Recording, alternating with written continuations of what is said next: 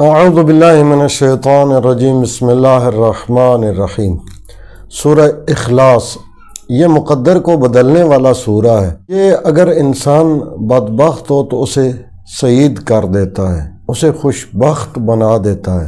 انس سے روایت ہے کہ پاک پیغمبر صلی اللہ علیہ وآلہ وسلم نے ارشاد فرمایا کہ جو شخص ایک بار سورہ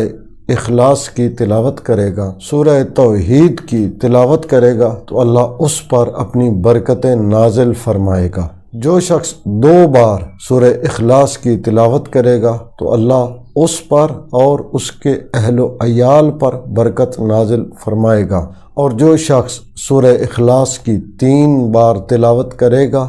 تو اللہ تعالیٰ اس پڑھنے والے پر، اس کے اہل و عیال پر اور اس کے ہمسایوں پڑوسیوں پر برکت کا نزول فرمائے گا۔ اور اگر کوئی شخص 100 بار تلاوت کرتا ہے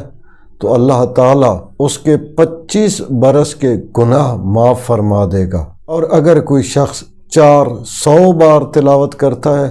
تو اللہ تعالیٰ اس کے 400 سال کے گناہ معاف فرما دے گا، اور اگر کوئی شخص 1000 بار تلاوت کرتا ہے تو اسے تب تک موت نہ آئے گی جب تک وہ جنت میں اپنا مقام نہ دیکھ لے۔ سورہ اخلاص فقر و فاقہ کو، تنگ دستی کو، غربت کو دور کرنے کے لیے انتہائی مجرب ہے، اور پاک پیغمبر صلی اللہ علیہ وآلہ وسلم نے سورہ اخلاص کا ایک عمل تعلیم فرمایا ہے۔ ایک شخص پاک پیغمبر صلی اللہ علیہ وآلہ وسلم کی خدمت میں حاضر ہوا اور عرض کی، یا رسول اللہ، فقر و فاقہ سے بہت پریشان ہوں، غربت سے، تنگ دستی سے نجات کے لیے کوئی چیز تعلیم فرمائیے۔ پاک پیغمبر صلی اللہ علیہ وآلہ وسلم نے فرمایا کہ جب اپنے گھر میں داخل ہو تو چاہے گھر میں کوئی ہو یا کوئی بھی نہ ہو، سلام کرو،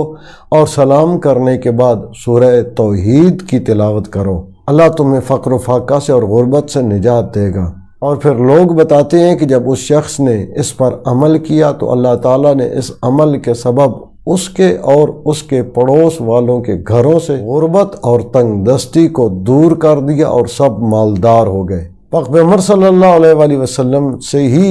ایک چیز ہمیں ملتی ہے۔ سعد بن معاذ جو صحابی رسول تھے، جب ان کی وفات ہوئی تو ان کے جنازے میں رسول خدا صلی اللہ علیہ وآلہ وسلم پا برہنہ تشریف لے گئے، اور اس جنازہ میں جناب جبرائیل علیہ السلام اپنے ساتھ 70,000 فرشتوں کو لے کر شریک ہوئے۔ جب رسول خدا صلی اللہ علیہ وآلہ وسلم نے جناب جبرائیل علیہ السلام کو 70,000 فرشتوں کے ساتھ سعد بن معاذ کے جنازے میں دیکھا تو جبرائیل سے پوچھا کہ بتاؤ، اتنی کثیر تعداد میں اس جنازے میں شرکت کا سبب کیا ہے؟ تو جناب جبرائیل علیہ السلام نے بتایا کہ یا رسول اللہ، آپ کے یہ صحابی سعد بن معاذ سورہ اخلاص کی کثرت سے تلاوت کیا کرتے تھے، اٹھتے بیٹھتے جاگتے سوتے چلتے پھرتے ہر وقت سورہ توحید پڑھا کرتے تھے، ان کے اس عمل کے سبب ہم ان کے جنازے میں شریک ہوئے ہیں۔ اور آیت اللہ العظمی کشمیری نور اللہ مرقدہ بیان کرتے تھے کہ اگر کوئی شخص اٹھتے بیٹھتے جاگتے پھرتے چلتے ہر وقت سورہ اخلاص کی تلاوت کرے اور اس میں کوئی تعداد مقرر نہ کرے بلکہ کثرت کے ساتھ سورہ توحید کو پڑھے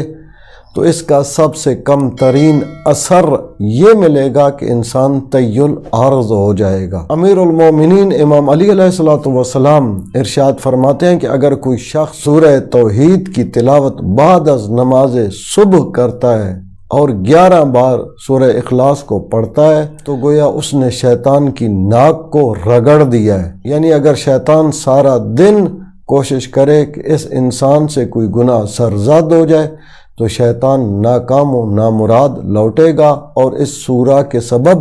اس کا پڑھنے والا محفوظ و مامون رہے گا۔ اگر انسان کو کسی ظالم اور جابر شخص سے واسطہ پڑ جائے اور انسان کو اس کے پاس جانا ہو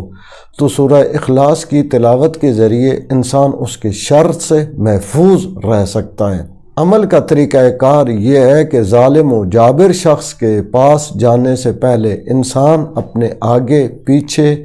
دائیں بائیں سورہ توحید کی تلاوت کر کے پھونک مارے اور اس کے بعد ظالم شخص کے پاس جائے، اس جابر کے پاس جائے، جبار شخص کے پاس جائے، تو اس سورہ کے سبب نہ یہ کہ پڑھنے والا اس ظالم و جابر کے شر سے محفوظ رہے گا، بلکہ اس سورہ کے سبب اس ظالم و جابر شخص کے خیر سے بھی بہرہ مند ہوگا۔ اسی طرح ایک عمل یہ بھی بتایا جاتا ہے کہ اگر کوئی شخص، اور یہ عمل اہل بیت علیہ السلام سے منقول ہے، کہ اگر کوئی شخص ہر